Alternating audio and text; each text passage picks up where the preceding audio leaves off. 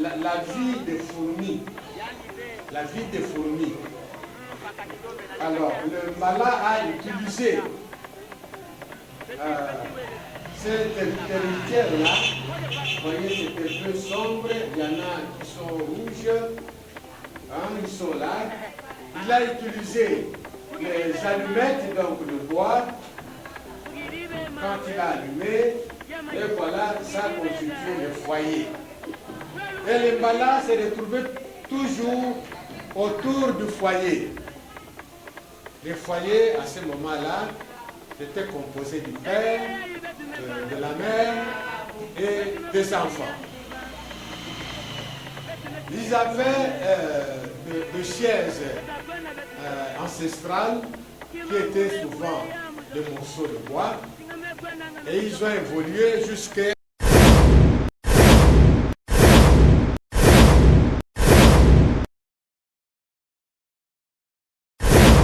Zola Congo likali kimia.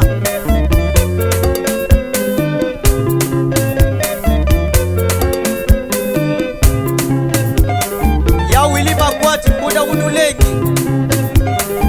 Son Excellence ya Godard Motem.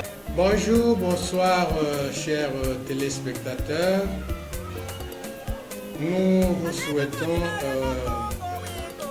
un bon moment de distraction au sein de notre musée Mbala, qui est situé dans l'enceinte de l'école groupe scolaire QC2 sur l'avenue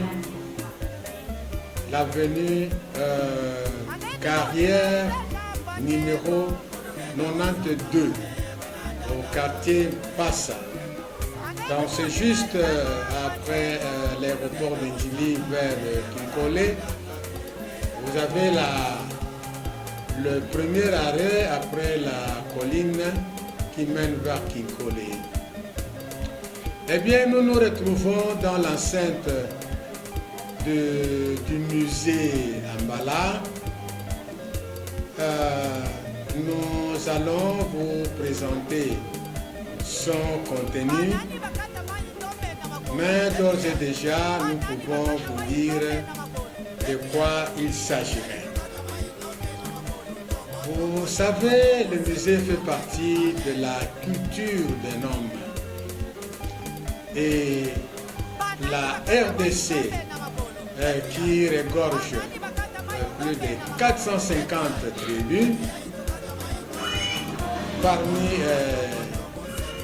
lesquelles se trouve la tribu Mbala, localisée plus précisément dans le Kasaï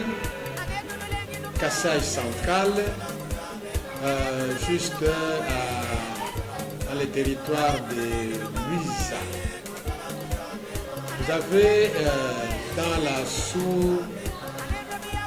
dans la province ou la subdivision du Grand Bandundu, vous avez la province du Kwilu et vous avez la province du Kwango. Nous disons que la culture, c'est l'âme d'un peuple. C'est sa manière d'être, sa manière de parler, sa manière de vivre, sa manière d'extérioriser ses pensées et ainsi de suite. C'est comme ça que le chroniqueur camerounais, M. Foka dit que le peuple qui néglige sa culture est un peuple sans âme. Et combien parmi nous, devant les réalités culturelles, s'en moquent, s'en passent, sans savoir ce qu'ils sont en train de vivre, de faire, d'agir pour pérenniser leurs histoires, pour pérenniser leur vie de leurs ancêtres pour pérenniser aussi l'avenir de leurs enfants. Ici, nous nous retrouvons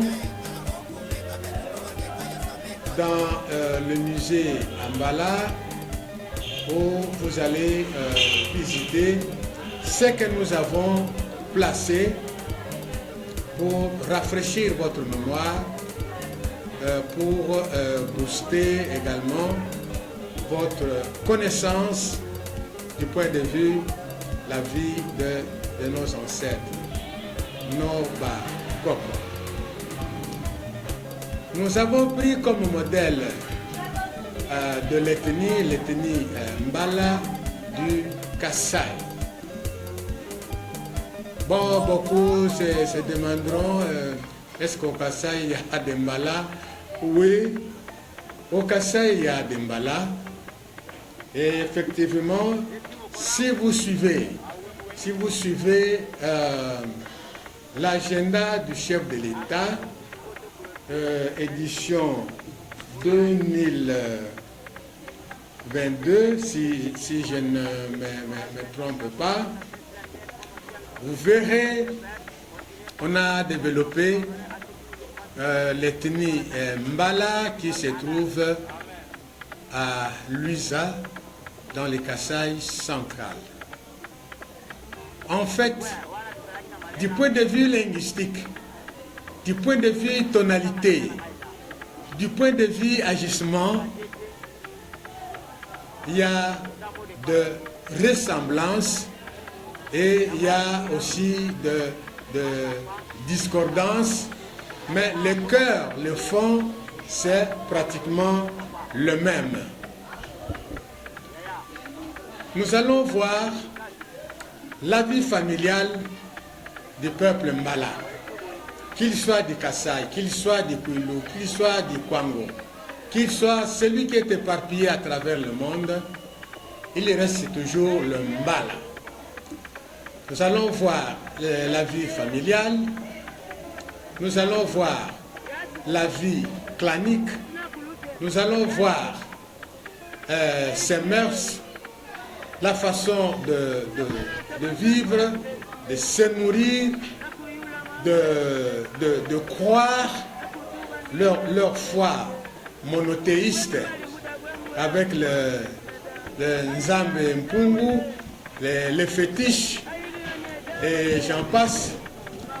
Nous allons voir leur survie, nous allons voir leur économie, nous allons voir la diversité de cette vie du peuple Mbala, par exemple, en cas de mariage, en cas de cérémonie spéciale, mariage, cas de deuil, comment on enterre leurs morts,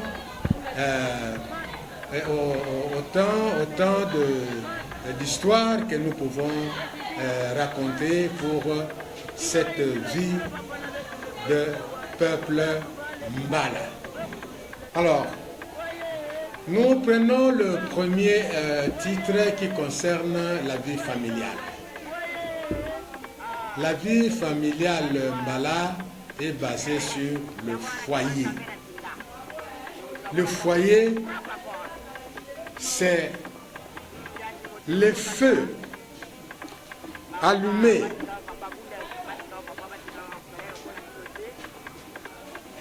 sur un frottement. C'est le feu allumé sur un frottement de la mousse du palmier. La mousse du palmier.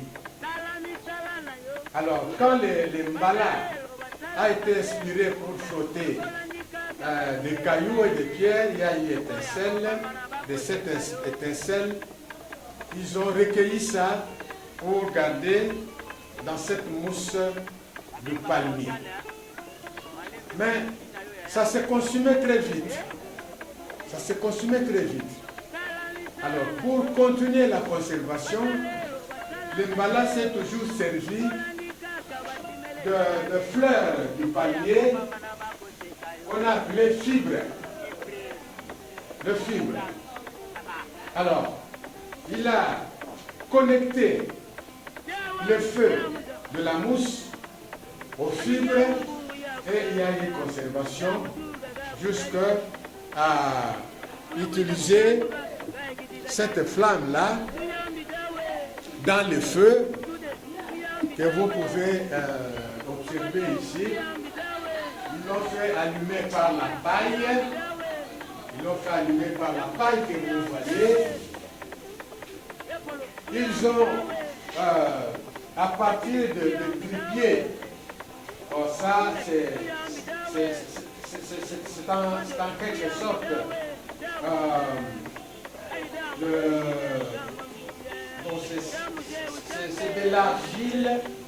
c'est de l'argile, qui constitue en fait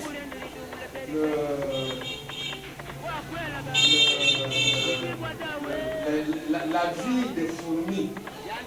La vie des fourmis. Alors, le Mbala a utilisé cette héritière-là. Vous voyez, c'est un peu sombre. Il y en a qui sont rouges. Ils sont là. Il a utilisé les allumettes, donc le bois. Quand il a allumé, et voilà, ça constitue le foyer. Et le Mbala s'est retrouvé toujours autour du foyer. Le foyer, à ce moment-là, était composé du père, de la mère et des enfants. Ils avaient des chaises ancestrales qui étaient souvent des morceaux de bois et ils ont évolué jusqu'à tisser, des chaises en liane de cette façon. Voilà, l'enfant pouvait s'asseoir là, la mère pouvait s'asseoir aussi quelque part sur les troncs d'arbres pour faire sa cuisine. Donc, le foyer du papa, dans la vie communautaire, il y avait autant de foyers issus d'une même racine, issus d'un même ancêtre. On pouvait retrouver les sœurs, les oncles paternels, les oncles maternels. Cela a constitué, provenant d'une même source, ça a constitué le clan. Les clans. Et le peuple Mbala, c'est un peuple qui suit la lignée matriarcale. Donc, l'appartenance au clan, l'appartenance au foyer, l'appartenance au clan, c'est édicté par les règles de la ligne matriarcale. Bon, souvent, les gens disent c'est quoi, ce sont des notions dépassées. Non, il y a eu des raisons qui ont fait que ces peuples-là puissent s'attribuer ce genre de lignes claniques. Et nous verrons ça peut-être dans des émissions futures. Pourquoi ils se sont choisis comme base le lemba. Les noko, primordialement maternels. Et autant de foyers, autant de clans regroupés dans une même circonscription territoriale, ça a constitué un village. Vous avez les foyers, vous avez les clans, autant de clans constituent un village. Autant de villages Mbala éparpillés sur un même territoire sont constitués ce que nous appelons le groupement.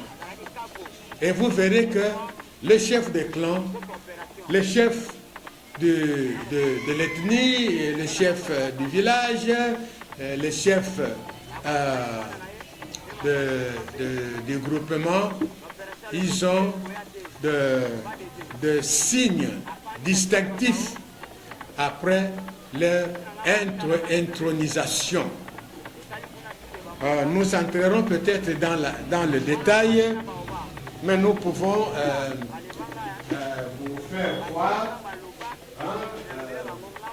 Ça, par exemple, c'est une canne de chef. C'est pas n'importe qui peut l'avoir. Là, vous avez la reine-mère.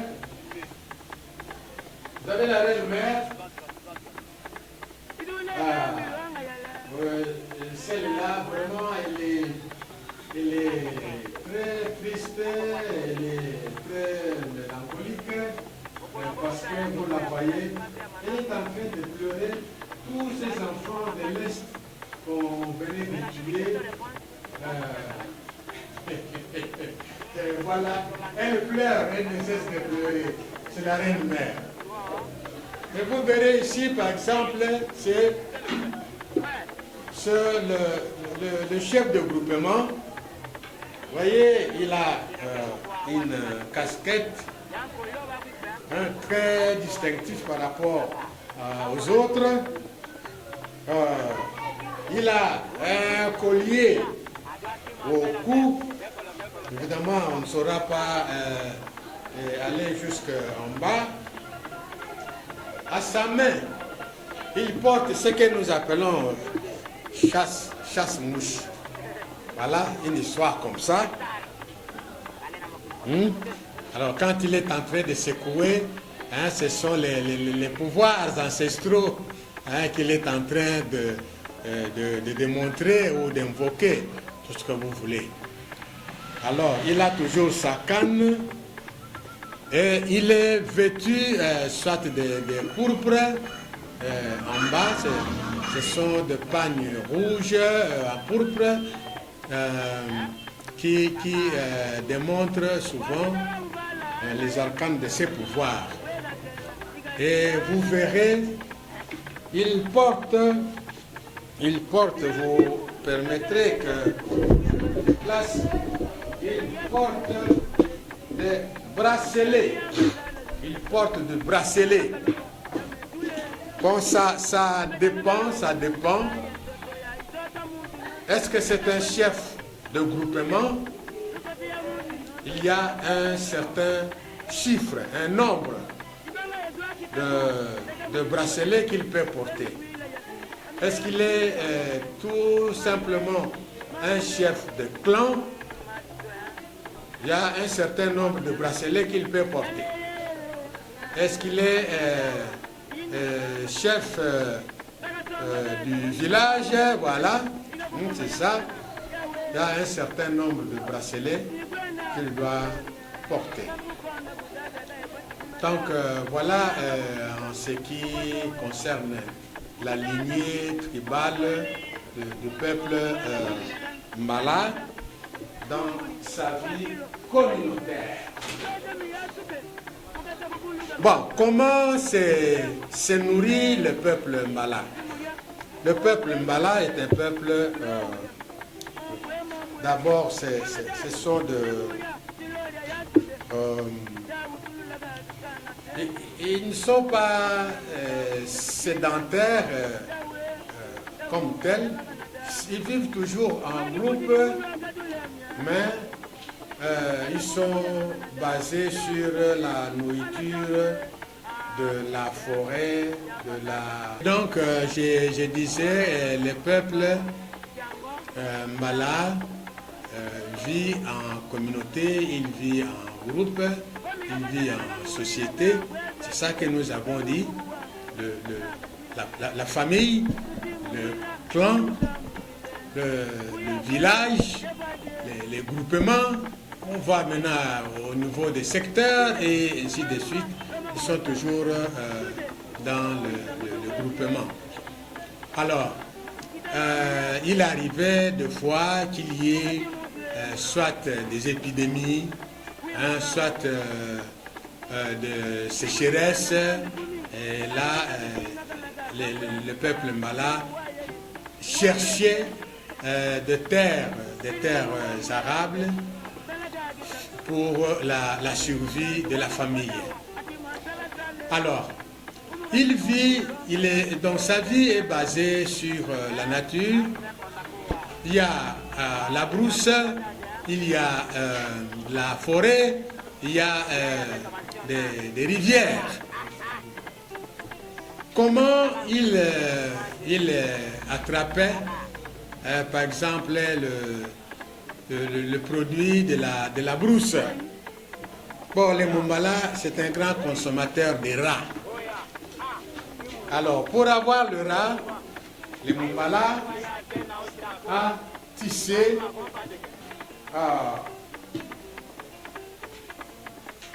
vous savez, les histoires qui portent des noms français existent aussi chez les Français. Mais quelque chose qui n'est qu'une création purement africaine, qui n'existe pas en France, comment on va mettre dans les dictionnaires? Bon, mais ça, ce sont des pièges. Ce sont des pièges. Il doit mettre ça sur la piste de rat. Il dépose et quand le rat va s'introduire là-dedans, il ne saura plus faire demi-tour et il a ça. C'est un piège pour les rats. Il y a aussi un piège qu'on peut démontrer là, un piège tendu sur une ficelle. On met un appât là-bas. Quand le rat viendra, il va mordre là-bas et puis il est serré. Après les rats, il y a les écureuils, par exemple. Les écureuils en forêt ou en brousse. Donc, ils font une chasse commune pour attraper ce genre de gibier. Et il fait la chasse au gibier, ils le font en groupe. Ils se font accompagner de chiens, et ces chiens-là sont vêtus d'un signal qui constitue une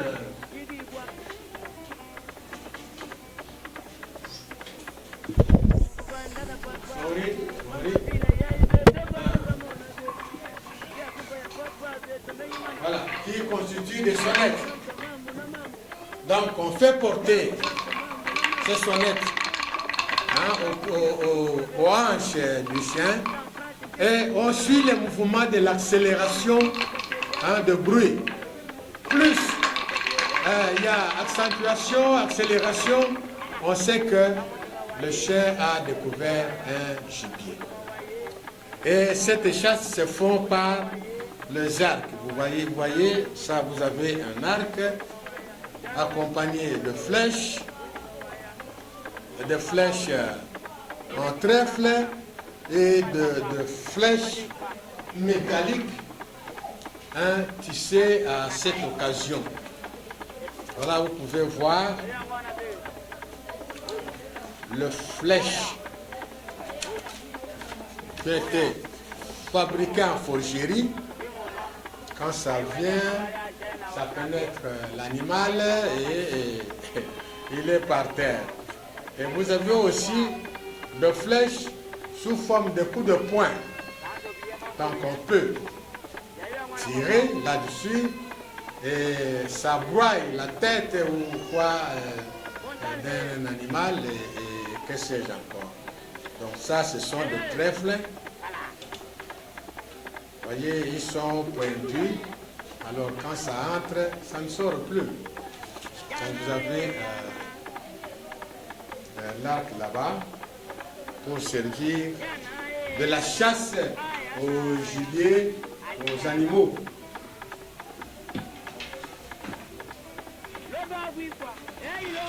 Donc, après la chasse pour le papa, les mamans, elles vont au champ.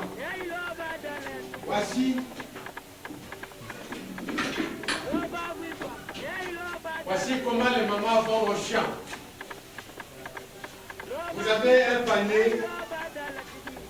Vous avez un panier. Ok. Vous avez un panier. La maman met ça où là-bas. Elle va en forêt. C'est là où elle va faire soit l'activité de manioc, de légumes et autre chose. Et comme ils ont les malades a l'habitude de faire les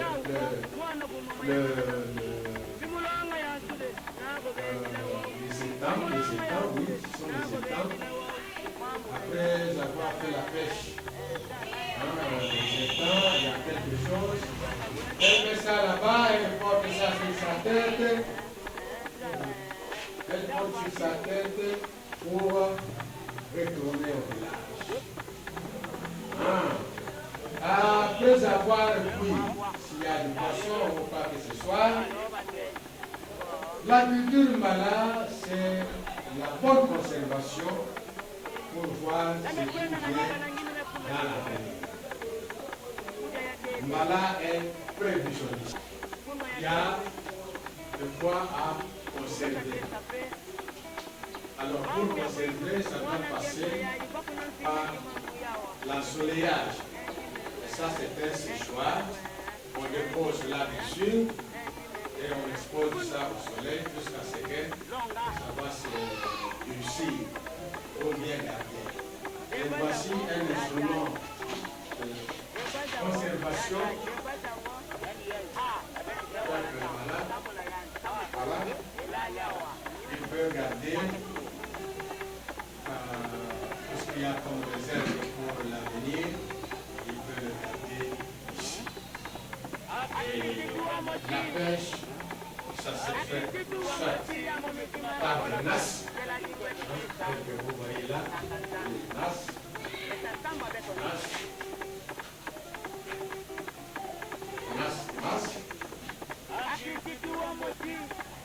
voilà.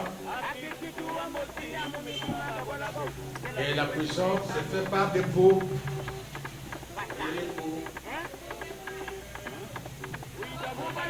Et l'eau est conservée dans des cruches. Voilà les cruches.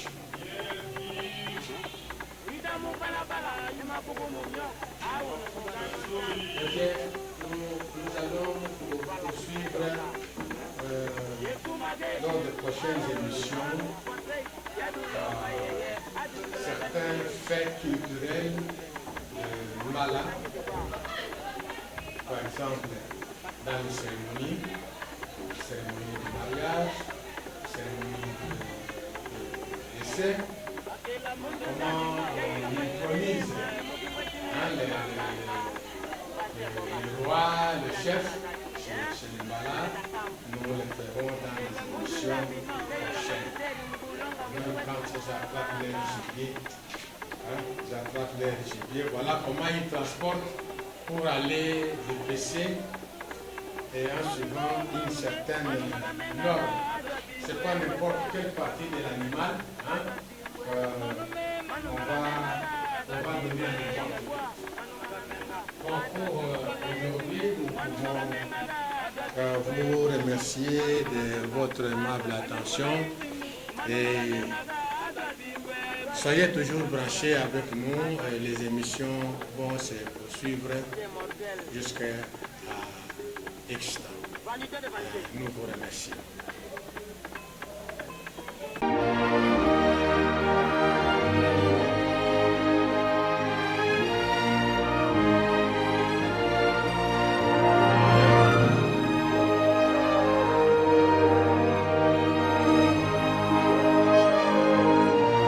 Mbote bandeko bozolanda biso biso tozali école ebengami na kombo ya groupe scolaire KCB toza précisément na arrêt carrière des arrêts juste après aéroport arrêt carrière na commune ya Nzele na quartier Passa.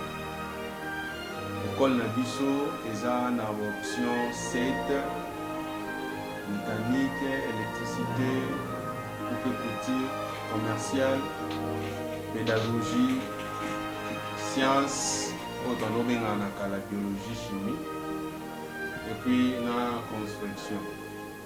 Tous écoles moko ya formation malamu, tous vraiment un équipement de dernière génération. Tous a une tour mécanique, tous a un atelier, tous a un laboratoire informatique, tous a un laboratoire de chimie. Donc en tout cas, na bengi bino boye belé, na bana na bino na arrêt carrière, na beni carrière numéro 92. So kitika na arrêt ya carrière au sengi otuni école PSC2. So zu montara moti na école, ils en a beni carrière numéro 92. Ce qui wana te tous a